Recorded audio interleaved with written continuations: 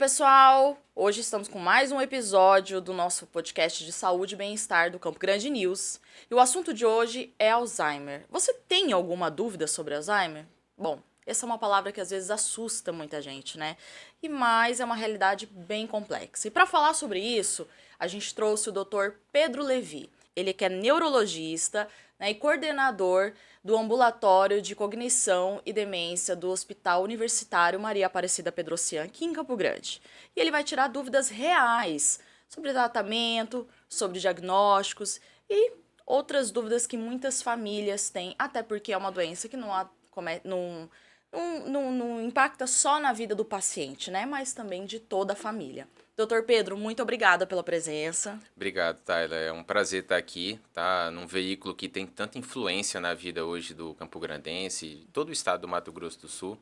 Então, para mim é muito importante estar aqui para a gente poder disseminar boas informações sobre essa doença que é tão assustadora para uns, mas que pode, às vezes, um conhecimento, né, sobre alguns dos aspectos que a gente vai falar aqui hoje pode mudar a vida de algumas pessoas.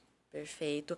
Antes de falar sobre cuidados e prevenção, que é totalmente necessário, eu quero começar derrubando um mito que muitas pessoas têm, né? Muita gente confunde Alzheimer com um processo natural do envelhecimento. Então, assim, e o senhor falou, até mesmo numa outra entrevista, a gente já viu uma outra reportagem sobre isso, Sim. que o Alzheimer não é apenas envelhecer. Por quê, doutor? Olha, desde que o psiquiatra e neuropatologista Alois Alzheimer, há um século atrás, identificou que existia adoecimento em neurônios, em biópsias de neurônios de pessoas que passaram por um processo de demência, a gente tem um entendimento que o envelhecer natural do cérebro é diferente do envelhecer patológico, que é o causado pela doença de Alzheimer. Então, existem alterações específicas e o entendimento dessa fisiopatologia tem mostrado cada vez mais que existem uma série de eventos que vão acontecendo no cérebro de quem tem a doença, diferente das pessoas que apenas envelhecem, e que faz com que essas pessoas tenham não só o prejuízo de memória, para pegar um desses domínios que é afetado, e o mais classicamente afetado em quem tem Alzheimer, mas que isso possa causar perda de autonomia e funcionalidade. A grande diferença entre ter prejuízo de memória e ter a doença de Alzheimer, a demência de Alzheimer, é porque esse prejuízo de memória, somado a outros prejuízos de outras capacidades mentais, vão fazendo com que essas pessoas percam independência, que elas já não consigam mais utilizar o cartão de crédito, que elas já não consigam mais fazer as compras no supermercado, que elas já não consigam mais cuidar dos próprios remédios que elas usam, que não possam mais morar sozinhas.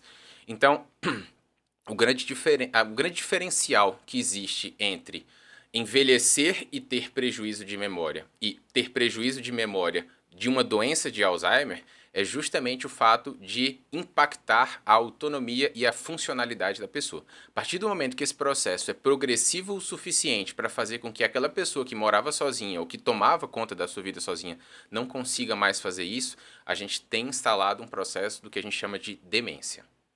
Perfeito. Então, a gente pode dizer que o Alzheimer ele pode aparecer num período que a gente nem chama de velhice, né? Pode ser muito antes do que a gente imagina. Exato, Tyler. Apesar disso ser muito mais raro do que é o normal, né? Só para você ter ideia, o que a gente chama de Alzheimer de início precoce, que são aqueles Alzheimers que começam antes dos 65 anos, eles representam menos de 1% dos casos. Mas eu tenho pacientes, provavelmente quem está ouvindo aqui conhece pessoas que foram diagnosticadas com menos de 60 anos com doença de Alzheimer, e é importante que haja essa identificação de que quando o prejuízo quando um prejuízo de um domínio cerebral, no caso a memória, por exemplo, traz um prejuízo de autonomia, essa pessoa precisa ser avaliada, ainda que ela tenha menos que 60 anos, que é uma idade que não é comum do Alzheimer se manifestar. Perfeito. E qualquer esquecimento que a gente tenha no dia a dia, hoje, a gente deve se preocupar? Por exemplo, um esquecimento. Rotineiramente começo a esquecer. Isso pode significar Alzheimer? Ou é só alguma coisa da minha rotina também? Eu acho que essa é a pergunta de US$ 1 milhão, né? Porque a gente, na nossa sociedade de hoje, a gente é sobrecarregado de informações, né? E isso é muito recente. Então, tem cerca de 15 anos que a gente começou a ter que lidar com as redes sociais e a gente, nos nossos horários de descanso, né? Terminei meu serviço, cheguei em casa, sentei no sofá. O que a gente faz no nosso horário de descanso? A gente é sobrecarregado de informações que vem das redes sociais, né? Seja de amigos, seja de notícias, seja, enfim. A todo momento a gente é sobrecarregado. E essas informações, elas passam por um processo de codificação, de consolidação, passam por um processo de julgamento, né? A gente emite nossa mini opinião ali em cada story que a gente vê. E, naturalmente, isso vai soterrando outras informações que poderiam ser prioritárias ou não e podem fazer com que a gente tenha alguns esquecimentos. Esqueceu que tinha algum compromisso, esqueceu que tinha marcado alguma coisa ou que tinha deixado um objeto em algum lugar. E isso, objetivamente, não significa que o paciente tenha um adoecimento neurodegenerativo. Eu acho que uma coisa que é muito importante que as pessoas entendam é que não basta a queixa subjetiva.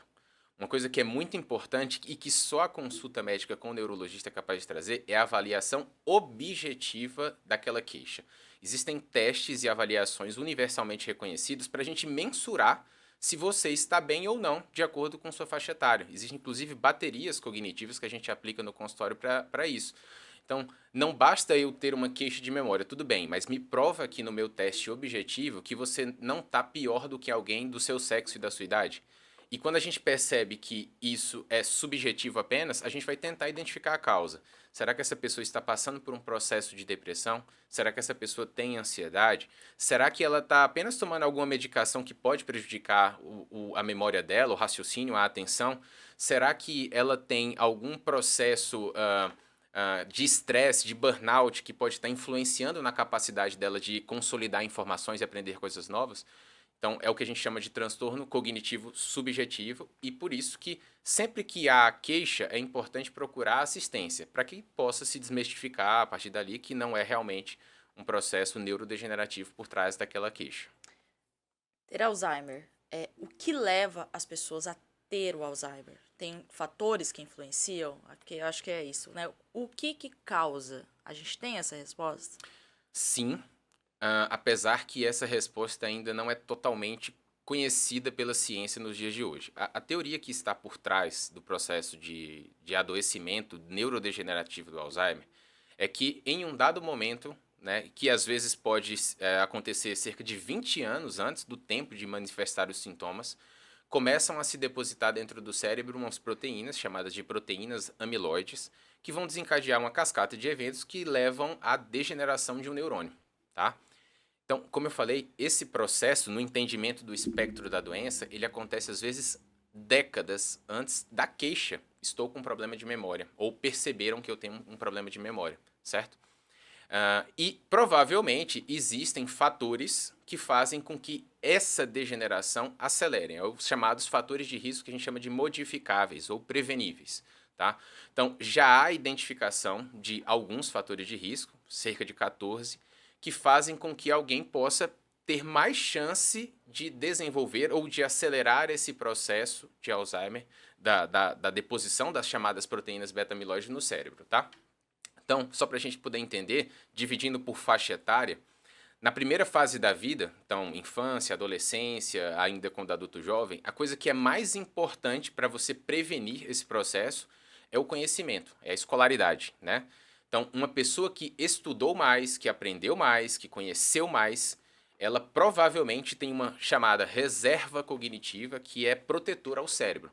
Eu gosto de fazer uma analogia com uma cidade, né? Uma megalópole, ela tem muito menos chance de ser destruída do que uma cidade pequena. Então, sempre que você constrói conexões, sinapses cerebrais a partir de um novo conhecimento, e a escolaridade produz isso, isso vai funcionando como uma reserva, né, para aguentar o tranco de uma doença neurodegenerativa no futuro. Já na fase de adulto, ali até o início da fase da senilidade, que seria por volta dos 60 anos, existem alguns fatores de risco que também podem acelerar esse processo. São eles reconhecidos hoje: hipertensão, diabetes, colesterol LDL alto, obesidade, sedentarismo, tabagismo, etilismo, problemas visuais e depressão. Então, todos esses fatores que eu citei aqui são capazes de acelerar o processo fisiopatológico do Alzheimer e fazer com que haja a conversão do fisiopatologia pura para fisiopatologia mais manifestação clínica. Estou com prejuízo de memória e isso impacta a minha autonomia. Entendeu? E já na fase mais senil, existem também alguns fatores reconhecidos, dentre eles os problemas auditivos, que são tão comuns aos idosos. Eu gosto de fazer essa analogia também, que assim, os problemas visuais e os problemas auditivos, principalmente porque esses dois sentidos são a nossa principal comunicação com o mundo, fazem com que a gente fique meio isolado. Então, uma pessoa que escuta mal, ela vai participar menos das conversas, ela vai interagir menos, ela vai se sentir mais envergonhada. Talvez isso gere até um estigma depressivo, que já é fator de risco reconhecido para alguém desenvolver Alzheimer, tá? A poluição do ar. A poluição do ar também é reconhecida como um fator de risco modificável. Então, cidades que têm índices de poluição do ar provavelmente têm mais casos de Alzheimer do que outras que têm menos. Então, esses são fatores de risco mais identificáveis à fase da senilidade. Então, em cada fase da sua vida, há como as pessoas conseguirem prevenir esse processo. E o que é interessante é que em 2024, o Lancet, que é um grande periódico internacional sobre pesquisas científicas, adequado à nossa realidade brasileira, identificou que esses fatores que eu citei, eles podem reduzir o risco de Alzheimer em 60%. Então, esse número é extremamente impactante para países em desenvolvimento e dá o tamanho da noção que as pessoas precisam ter, o quanto que é o papel delas sair da sua zona de conforto para resolver essas pendências, para que elas não desenvolvam esse adoecimento no futuro. E é ao longo da vida, né? Então, uma pessoa de 20, de 30 anos que tá numa vida, por exemplo, sedentária, se ela não conseguir começar a mudar a vida dela agora, a rotina dela agora, Com isso certeza. pode ser um fator de risco muito grande. Totalmente, né? Ainda mais se essa pessoa... É uma coisa que a gente não pode deixar de falar, né? De fato, a genética ela tem alguma influência sobre o processo de adoecimento do Alzheimer, mas a medida dessa influência que talvez seja supervalorizada pela população em geral, tá? Então, só existe de fato um risco atribuível de alguém ter mais chance de Alzheimer do que outro se ela tiver um parente de primeiro grau acometido com a doença de Alzheimer, tá? E esse risco, ele vai diminuindo a ponto de que o meu parente de primeiro grau teve o adoecimento mais velho. Então, só para vocês terem noção, com 85 anos ou mais, se eu tiver um parente de primeiro grau que teve esse tipo de adoecimento, o meu risco é igual ao das pessoas que não têm parente de primeiro grau que tiveram Alzheimer.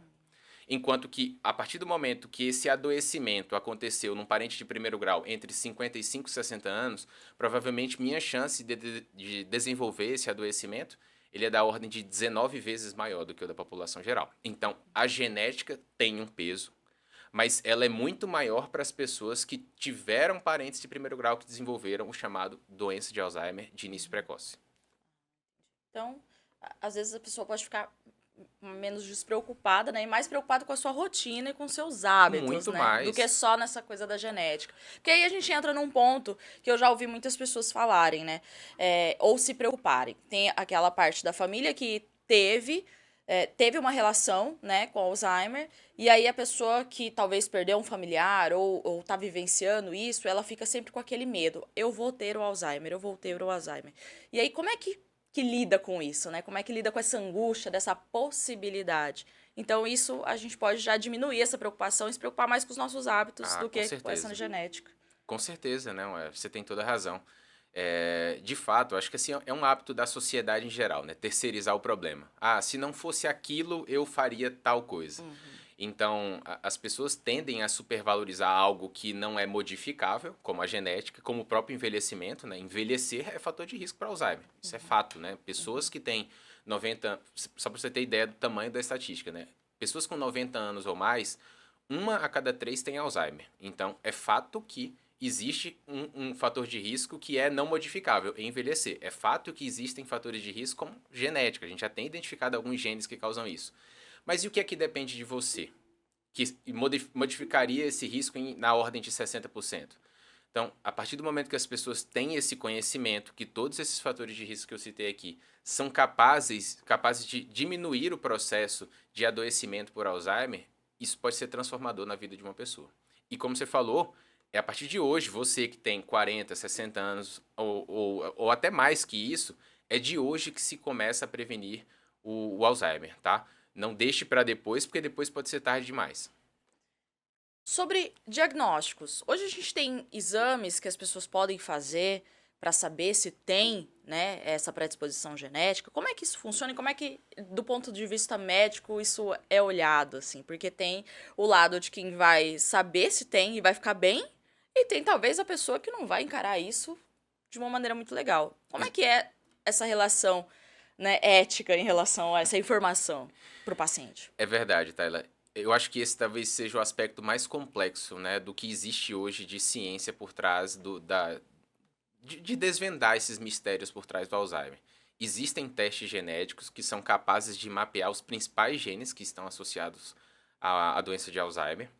A questão, que é a chamada corda bamba, né, da ciência ali, que é o limite ético, é o que é que alguém que tem 45 anos, que não tem queixa nenhuma, que é pai de 3 filhos, que está trabalhando, que está vivendo seu auge da vida, como que essa pessoa vai lidar com a informação que ela tem genes que aumentam o risco dela ter Alzheimer no futuro? Pode ser que algumas pessoas que recebam essa informação tratem da melhor maneira. Estou extremamente motivado, vou virar um atleta, vou cuidar da minha hipertensão, vou cuidar do meu colesterol, vou tratar qualquer transtorno de humor no começo para não deixar isso se postergar, vou reduzir meu estresse, vou viajar, vou aprender mais, vou aprender outra língua.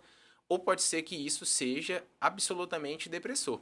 Então pode ser que as pessoas entendam que, nossa, meu destino está traçado, não tem mais o que fazer. Para que fazer isso agora se lá no futuro eu vou ter essa doença, se alguém vai ter que cuidar de mim, se alguém vai ter que trocar minha roupa, me dar banho. Então eu julgo que é muito difícil e que é muito pessoal essa informação. Mas de fato existem testes genéticos e hoje eles estão mais aconselhados para pessoas que têm parentes de primeiro grau que desenvolveram a doença com menos de 65 anos de idade.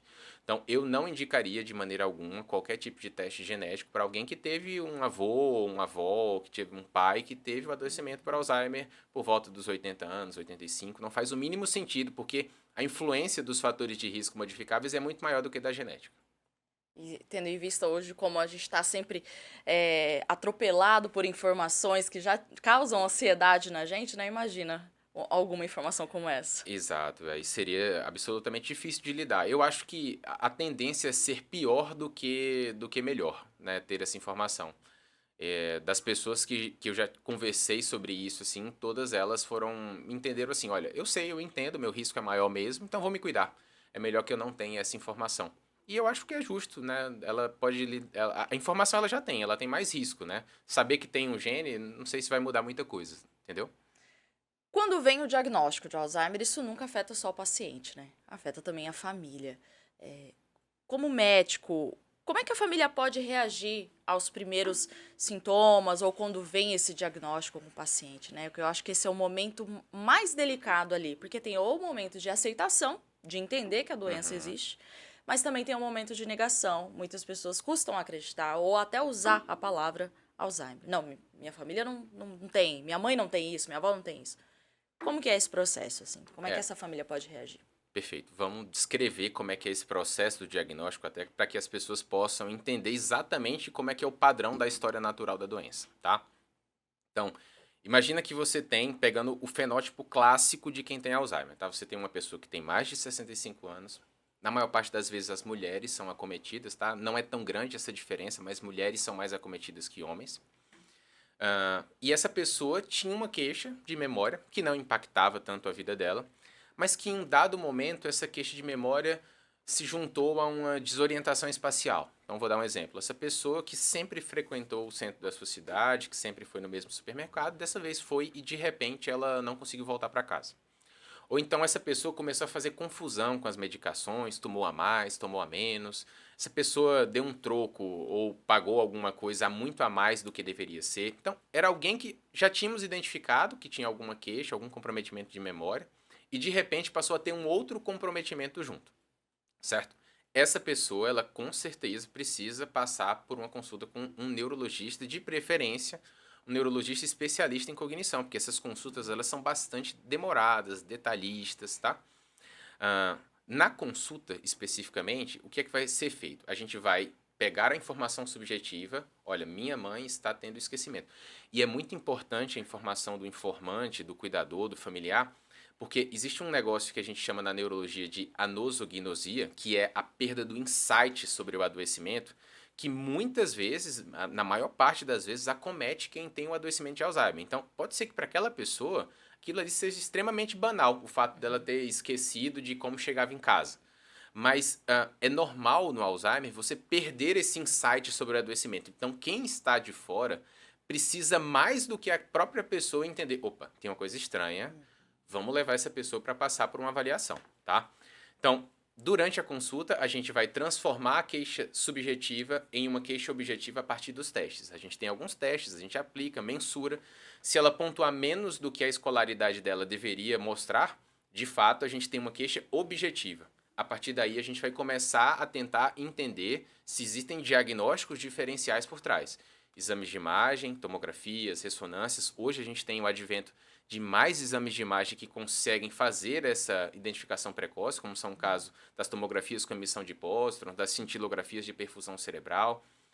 E existem também exames de sangue e exames de líquor, que é o líquido que circula dentro do cérebro, que são capazes de ver marcadores de maneira muito precoce dentro do sangue ou do líquor que são compatíveis com o adoecimento de Alzheimer.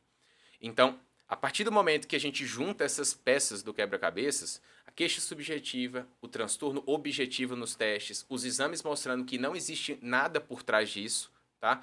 Não é uma carência de uma vitamina, isso não é uma doença da tireoide que a pessoa tem, isso não era uma depressão que ela estava tendo, e a gente tem marcas provavelmente confirmatórias nos exames de imagem ou nos exames de líquor ou de sangue, a gente tem um diagnóstico estabelecido de Alzheimer e a partir daí a gente vai poder fazer a modificação do processo de interpretação. Então, eu acho que a grande mensagem do entendimento desse passo a passo de como é o diagnóstico da doença de Alzheimer é entender que não pode haver preconceito, não pode haver medo de procurar precocemente, tanto da própria pessoa que está percebendo que está pior do ponto de vista mental, como também das pessoas que estão de fora. Na verdade, as pessoas que estão de fora, elas têm um papel talvez até mais importante, porque aquela pessoa adoecida pode nem estar percebendo o seu próprio adoecimento. Então, é muito importante que haja esse reconhecimento precoce, que leve ao neurologista, de preferência com especialização em cognição e comportamento, e que possam ser feitas as intervenções terapêuticas precoces, porque isso vai transformar a qualidade de vida da pessoa a partir dali. Essas intervenções, assim, quais são os tratamentos atuais que a medicina consegue oferecer para quem é diagnosticado? Olha, existem muitos tratamentos hoje disponíveis, mas todos os tratamentos disponíveis, eles conseguem regredir a progressão da doença. Então a gente não está falando de cura, não existe cura, nada é capaz de curar ainda o Alzheimer, e por isso que eu falei que o entendimento do que é a fisiopatologia do Alzheimer ainda não é completa, porque recentemente a gente teve aprovação nos Estados Unidos e esse ano chegou ao Brasil, uma medicação é capaz de limpar a deposição das chamadas proteínas beta-amiloides que a gente falou mais cedo. Só que isso não foi capaz de fazer com que a pessoa se curasse. Você conseguiu reduzir a progressão da doença da ordem de 30%. Então, tudo bem, é impactante e isso pode fazer com que a pessoa viva mais tempo com a doença, né? Ela consiga talvez ter mais autonomia durante mais tempo, mais qualidade de vida durante mais tempo, mas reverter o que era hoje, o conhecimento mais específico sobre a fisiopatologia da doença não foi capaz de evitar que a doença progredisse. Então, por isso que esse conhecimento ainda está limitado. Então, hoje a gente tem disponível a nível de Brasil, né, SUS, a gente tem medicações que são chamadas de anticolinesterásicos, que são medicações que aumentam os níveis de acetilcolina dentro do cérebro, que é um dos processos, né, degenerativos que vão acontecendo dentro do cérebro, vão reduzindo esses níveis de acetilcolina dentro do cérebro, e isso faz com que as pessoas progridam, tenham um declínio mais íngreme. Então, a partir do momento que você melhora esses níveis, você consegue estabilizar essa ladeira de declínio, e faz com que as pessoas mantenham essa autonomia. Então, existem 3 medicações reconhecidas hoje, todas elas estão no SUS, inclusive aqui na nossa cidade. A gente faz frequentemente a liberação desse tipo de medicação pela Casa da Saúde aqui no nosso município. A gente tem uma segunda classe de medicações que são chamados antagonistas de um receptor específico, o receptor NMDA, dentro do cérebro, a qual faz parte dessa medicação chamada de memantina, que também busca estabilizar. E temos o advento dessas medicações, o lecanemab e o donanemab, que são anticorpos monoclonais que atuam especificamente limpando a deposição de proteína beta-amiloide dentro do cérebro, regredindo na ordem de 30% o declínio da doença. essas medicações, apesar de estarem aprovadas pela Anvisa, ainda não são facilmente encontradas. Os relatos de pessoas que estão usando ainda é muito pequeno, e estão confinados a grandes centros do nosso país, provavelmente São Paulo, Belo Horizonte, Rio de Janeiro. E outra coisa que é importante sobre essas medicações, que surgiram como um advento assim, muito forte, é que pode ser que elas não sejam para aqueles indivíduos, né? Existem séries de contraindicações que podem fazer com que ele nem consiga tomar a medicação, porque aquilo ali poderia, por exemplo, causar uma hemorragia cerebral nele. Então, o entendimento hoje do que existe de tratamento envolve reduzir o declínio da doença, mas não curar. Vários manejos farmacológicos, através de alguns psicofármacos, podem também ajudar nesse processo. Existem antidepressivos que melhoram as funções cognitivas do cérebro. Antidepressivos esses que às vezes são desconhecidos até da maior parte dos médicos que não têm prática nisso. Então, antidepressivos específicos são melhores do que outros antidepressivos para tratar esse processo de alteração comportamental, de declínio cognitivo. Existem medicações que regulam o sono, existem medicações que podem facilitar a melhora do apetite, que podem diminuir o que a gente chama de hiperfagia, que é o hábito de se alimentar muito vorazmente, muito rapidamente, que pode provocar engasgos. Enfim, eu passei aqui um pouco sobre o que é hoje o tratamento da doença de Alzheimer, mas para dizer muito que tem muita coisa, tá? Tem muita coisa que a gente possa fazer. E o prognóstico da doença, é importante que todos saibam também, é que alguém que foi diagnosticado precocemente com a doença, ela possa viver em torno de 7 a 15 anos. Provavelmente vão ter pessoas que passaram até disso, 20 anos talvez, mas o fato é que existe muito tempo de vida para a gente lutar para que aquela pessoa viva com autonomia. Autonomia. E existem também atividades ao longo desse período também que elas são mais recomendadas, né, para você estar ali fazendo junto com a pessoa que foi diagnosticada? Sim, talvez assim seja mais complexo para um cuidador que não tem conhecimento sobre isso fazer a estimulação necessária. Eu acho que é sobre isso que você está perguntando. Mas o fato é que atividades de estimulação cognitiva reduzem a progressão da doença. Hoje, na minha clínica, a gente tem uma neuropsicóloga que trabalha com isso, a doutora Letícia, que faz esse processo de estimulação cognitiva, que basicamente são testes que vão fazendo com que a gente possa melhorar as nossas capacidades mentais em vários domínios, né? Então, a partir do momento que eu identifico que existe um adoecimento em tal e tal e tal domínio cerebral, ela faz também alguns testes, identifica essas deficiências e começa a elaborar testes que vão muito mais além do que uma palavra cruzada, do que um quebra-cabeça, para que aquela pessoa possa estimular essas funções cerebrais. Então, de fato, essa questão de estimulação cognitiva é uma coisa muito importante. Mas algo que é extremamente democrático e que talvez seja muito difícil também de fazer é a atividade física. A melhora da perfusão cerebral, da circulação cerebral, diminui o declínio cognitivo das pessoas. Melhora a questão da hipertensão, melhora a diabetes, melhora o colesterol, melhora a obesidade. E tudo isso vai fazendo com que essas pessoas tenham um declínio ainda mais lento. Então, a atividade física, todo paciente meu sabe isso, pego muito no pé das pessoas, mas atividade física regular, cerca de 150 minutos por semana de atividade física, pode dividir da maneira que você preferir. De preferência, atividades que combinem resistência e atividade aeróbica, né? Então a bicicleta, uma esteira com uma atividade de musculação, de pilates, é extremamente importante para que haja a redução, a regressão, uma diminuição da regressão que está instalada no processo de adoecimento. A relação entre musculatura e esse processo de adoecimento, existe essa relação? Então as pessoas falam assim, você precisa fazer musculação, precisa manter a sua musculatura para ter uma velhice lúcida. Faz Exato. sentido? Com certeza, e por várias vias, né? Então, imagina uma pessoa que tem uma musculatura mais forte a nível de quadríceps, coxa, né? E a nível de bumbum. Essa pessoa ela tem muito menos chance de ter uma queda, né? Os idosos, um dos grandes fatores que são gatilho, às vezes, para as pessoas desenvolverem um adoecimento neurodegenerativo pode ser uma queda e uma fratura de fêmur. Você há de concordar que alguém que tem pernas fortes vai ter muito menos chance de cair, né? Vai conseguir se equilibrar ou se cair porventura, esse músculo vai funcionar como um amortecedor para os ossos dela, tá? Então, já há essa identificação que a musculatura mais forte a nível de coxa, a nível de quadril, faz com que as pessoas tenham menos quedas, e menos quedas significa mais longevidade. Mais musculatura significa menos percentual de gordura. A proporção de gordura para músculo diminui, né? Então você começa a ter menos gordura, mais músculo. E isso também já é reconhecido como fator protetor, não só para Alzheimer, né? Mas para infarto, mas para AVCs e assim por diante. Então, é muito importante, e aí de novo, voltando, né? As pessoas que estão entre 40 e 60 anos, elas têm uma decisão a fazer hoje, que é a decisão de como é que eu vou envelhecer. Se elas chegarem aos 60 anos, sendo pessoas que estão atléticas, que têm um percentual de gordura baixo, que estão com as coxas, o bumbum, os braços fortes para se segurar caso haja um desequilíbrio, essas pessoas vão ter menos quedas, essas pessoas vão ter menos infarto, vão ter menos AVC e vão ter menos Alzheimer. Só. Forte, né? E tudo envolve atividade física, né? Não Tudo tem jeito. envolve. E Hoje é a em única dia, coisa que não é negociável, né? É. Não existe um comprimido que possa substituir, tá? você tem que levantar. Tem que levantar, tem que sair da zona de conforto. Na verdade, tudo que tira a gente da zona de conforto, né? Um papo meio coach isso, mas de certa forma tem toda a razão. Toda vida que a gente faz algo desconfortável, o nosso cérebro cresce, tá?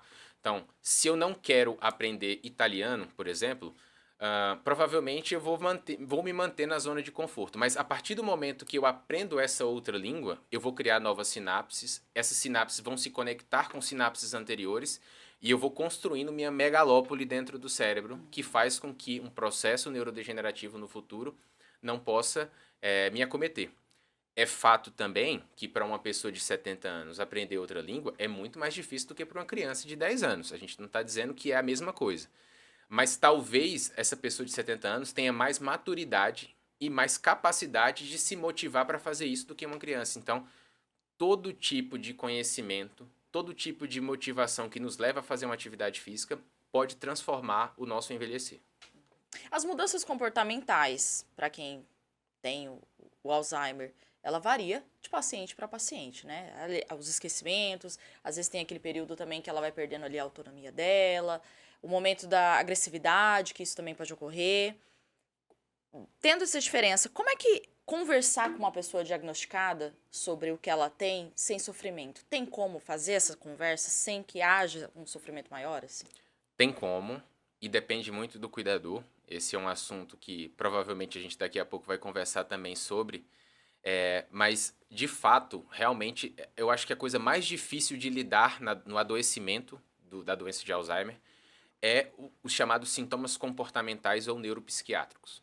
Então, aquela pessoa, em um dado momento do adoecimento, ela começa a ficar mais apática, desmotivada, ou pode ficar muito irritada, ou pode estar comendo demais, ou pode trocar a noite pelo dia, ou pode ter surtos psicóticos, pode ficar agressiva.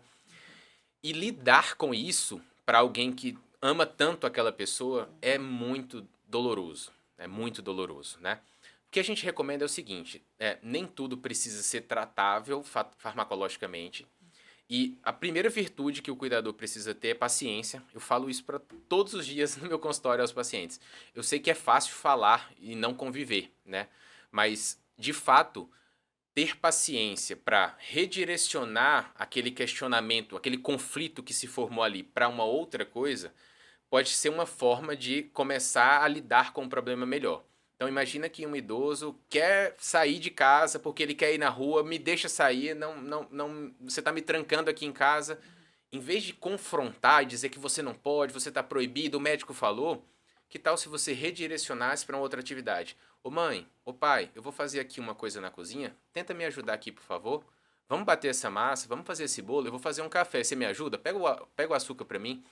O fato de tirar o foco já é uma grande maneira de você evitar o conflito. E, logicamente, né, ainda dentro desse enfrentamento, por isso que precisa muita paciência, empatia, acolhimento.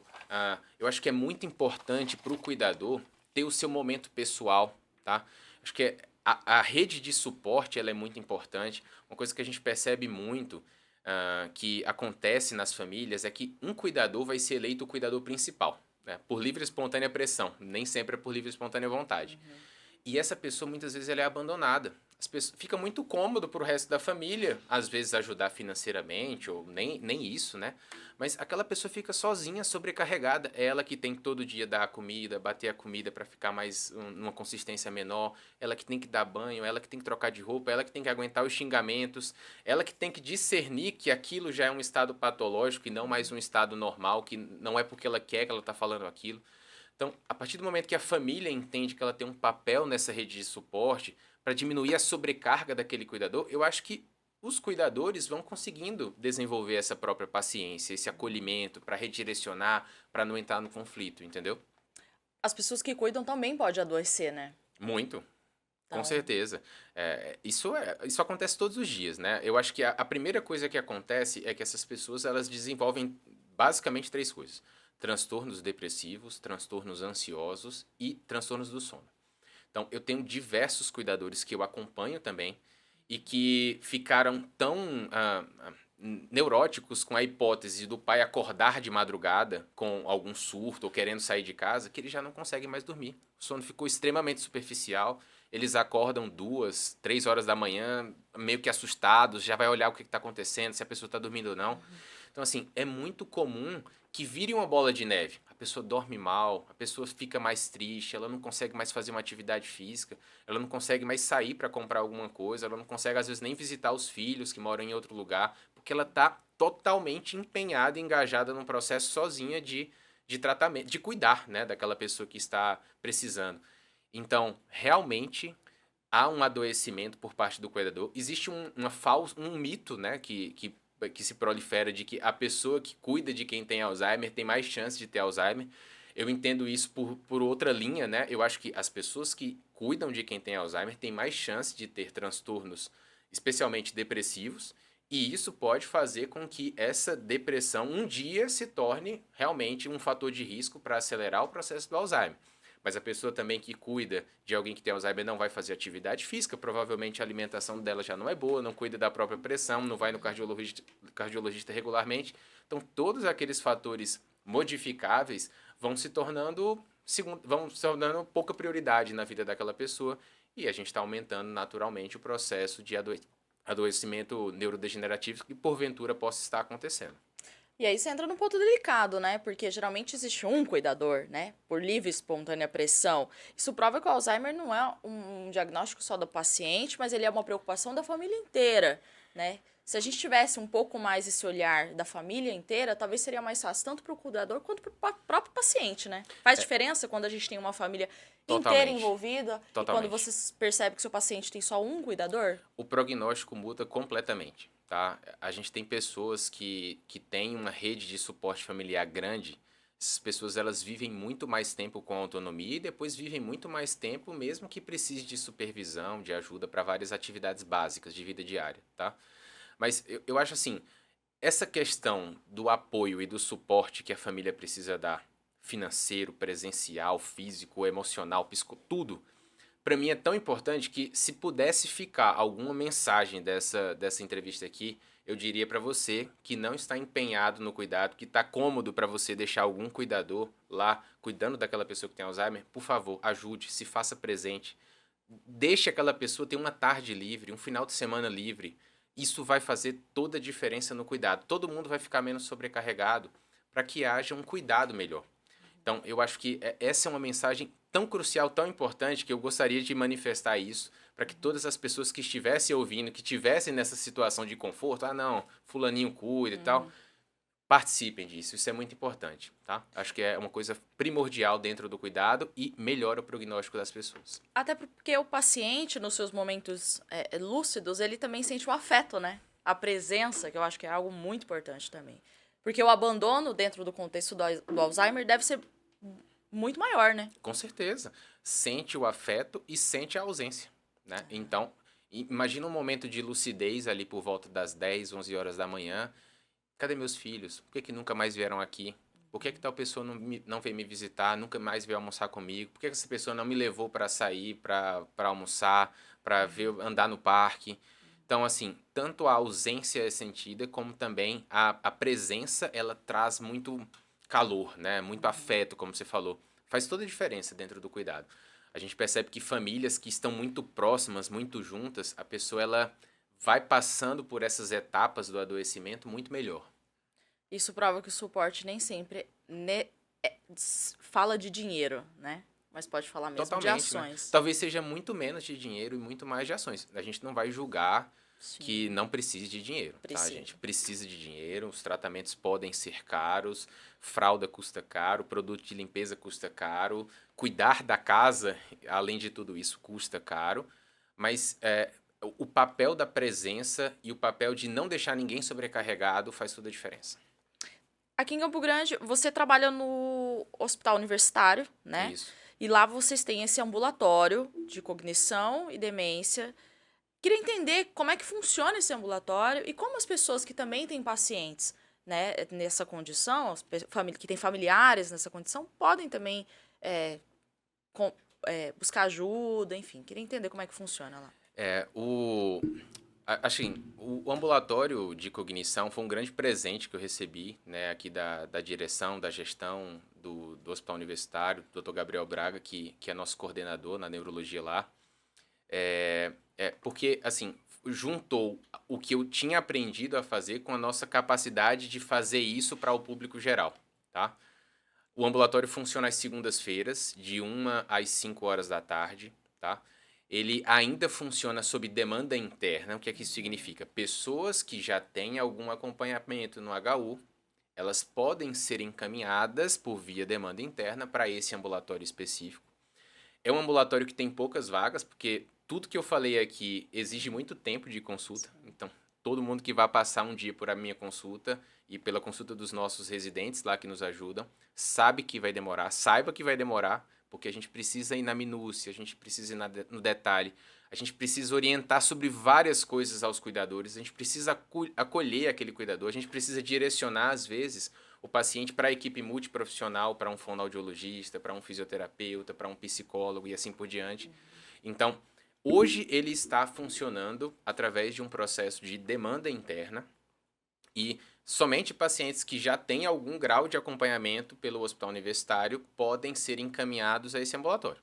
É possível que no futuro isso vire um processo que o paciente possa ser encaminhado até das unidades básicas de saúde, né, via sistema de regulação do nosso estado, mas ainda está no estado embrionário. O ambulatório só se iniciou as suas atividades em fevereiro desse ano. Então, o processo ainda é lento, mas já está funcionando, já tem muitos pacientes que estão sendo beneficiados e se a gente pudesse calcular talvez o NPS lá do nosso ambulatório, provavelmente seria uma coisa extremamente promotora, né? Por volta de 9,5, 10, porque todas as famílias ficam extremamente felizes com o processo, como muda completamente o cuidado do paciente a partir do momento que entram no nosso cuidado. Tem alguma história, assim, que desde fevereiro, com esses atendimentos, te tocou e que você tem visto mudanças, né, no prognóstico desse paciente? Eu acho que a cada segundo a gente percebe, assim, o carinho das pessoas, né? Agradecendo, obrigado por me ouvir, obrigado por atender a gente, obrigado por fazer isso. Eu acho que os cuidadores, os pacientes, as famílias, elas se sentem muito desassistidas e a partir do momento que elas começam a passar conosco, elas percebem essa gentileza, essa empatia com todo o cuidado, sabe? Assim, elencar uma história talvez fosse até egoísta da minha parte. Eu acho que eu poderia elencar todas as histórias, porque todo mundo sai muito grato, né? Toda vida que eu faço um aperto de mão ali, obrigado, que eu recebo, parabéns, doutor, o senhor é muito bondoso, o senhor é muito gentil, obrigado por nos ajudar. Isso para mim é extremamente gratificante. Eu acho que essa é a grande marca do ambulatório de cognição. Fazendo a diferença entre demência e Alzheimer, qual a principal diferença, ou qual é a diferença, né, entre as duas coisas? Porque às vezes as pessoas confundem também um pouco. Qual que é a diferença? Bem, demência é uma síndrome. Ela diz respeito a você perder 2 domínios de funcionamento cerebral. Vou dar um exemplo aqui. Ele tem um prejuízo na memória e tem um prejuízo no que a gente chama de funções executivas, que é a capacidade de planejar, organizar e executar uma tarefa, né? Um passo a passo que a gente vai montando dentro do nosso cérebro. Então, ele perdeu 2 domínios, por exemplo, e ele teve um prejuízo à sua funcionalidade. Então, ele já tem coisas que ele fazia sozinho que hoje não faz. A essa soma de um prejuízo de pelo menos 2 domínios, mais um prejuízo funcional, nós damos o nome de demência ou síndrome demencial. Existem várias causas, 70% das vezes é Alzheimer, mas Existem outras doenças que nós também acompanhamos lá no nosso ambulatório e que são demências, que causam demências, que têm processos fisiopatológicos diferentes do Alzheimer, que têm tratamentos diferentes do Alzheimer. Então, o Alzheimer é somente a mais comum das demências, é o protótipo mais comum por trás das demências. Entendi. E doutor, você foi para neurologia, né? E agora veio trabalhar principalmente em relação ao Alzheimer. O que te levou, né, a essa área assim do seu trabalho?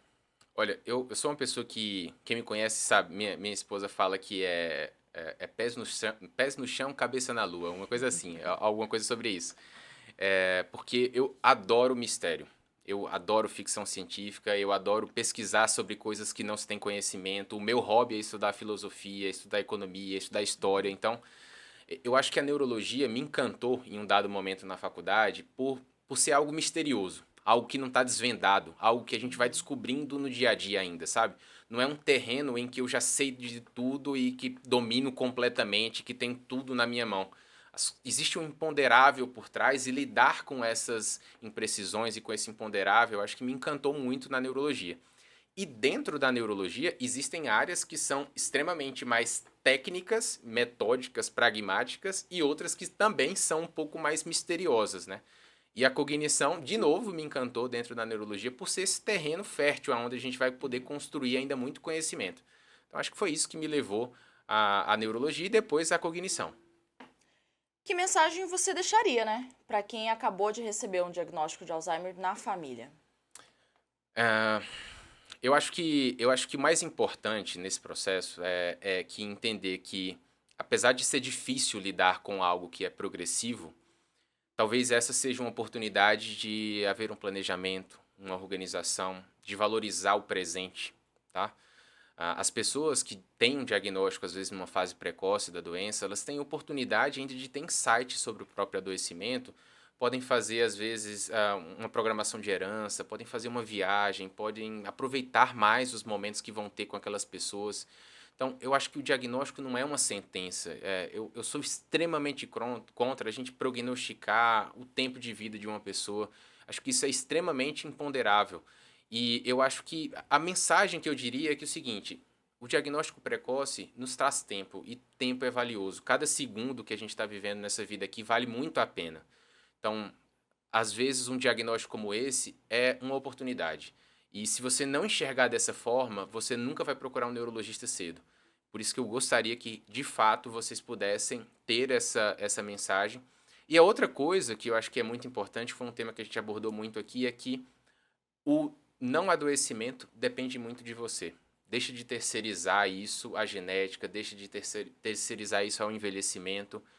Muitas causas são preveníveis com o seu cuidado, com sua atividade, com sua motivação. Isso faz toda a diferença. Se as pessoas não tiverem esse entendimento, elas vão continuar na vala comum da terceirização do problema, e em um dado momento, quando elas menos perceberem, elas já vão estar totalmente envoltas do processo de adoecimento. Qual que é o principal mito que a gente derruba sobre o Alzheimer hoje, que é importante? Se meu avô teve Alzheimer, eu vou ter Alzheimer. Eu acho que esse é o mito mais importante, que precisa ser desconstruído completamente. A genética tem seu papel, mas numa minoria dos casos, numa pequena minoria dos casos, eu acho que isso é muito importante. Existem muitos fatores de risco modificáveis, como a gente já falou durante toda essa conversa. E o segundo mito é: envelhecer não é compatível com prejuízo de memória. Então, se você está envelhecendo e você tem algum problema, procure um médico. Procure o clínico, procure seu geriatra, procure um neurologista, procure alguém que possa fazer uma mensuração do que é esse prejuízo que você está percebendo no seu dia a dia. Porque isso pode fazer toda a diferença no processo de diagnóstico e depois de tratamento. Perfeito. Doutor, muito obrigada pela conversa. Obrigado também. Acho que é um assunto que a gente tem que falar o ano inteiro, né? Olha, se a gente passasse o ano inteiro, talvez a gente não esgotasse todas as coisas que são importantes, nem sobre Alzheimer, nem sobre as outras demências que ainda coexistem na nossa realidade, que podem estar falsamente sendo interpretadas como Alzheimer, tratadas erradamente como Alzheimer, e por isso que a pessoa persiste piorando, né?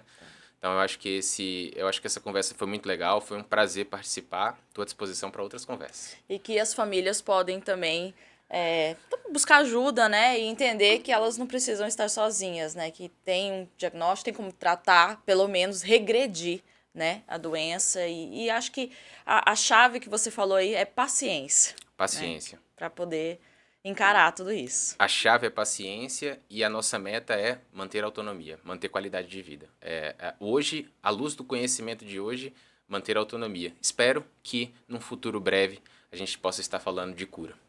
Perfeito. Esse foi mais um episódio de Saúde e Bem-Estar. E eu te aguardo no próximo episódio. Se você tiver alguma sugestão, alguma pergunta ou algum tema pra gente falar no próximo episódio, é só falar com a gente nas redes sociais. Até mais.